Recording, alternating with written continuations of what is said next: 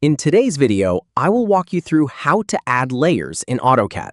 Layers help you organize objects in your drawing by separating different elements, making your work easier to manage and edit.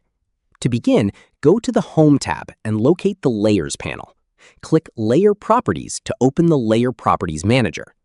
To create a new layer, click the New Layer button. AutoCAD will add a new layer where you can enter a name for it. You can also customize the layer by changing its color, line type, and other properties.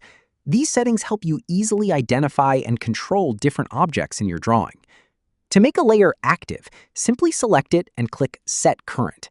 Any new objects you create will be placed on the current layer. After creating your layers, you can turn them on or off, lock them, or freeze them, depending on your drawing needs. Using layers properly keeps your drawings organized and makes editing much easier. The process is simple. Open Layer Properties, create a new layer, customize its settings, and set it as current.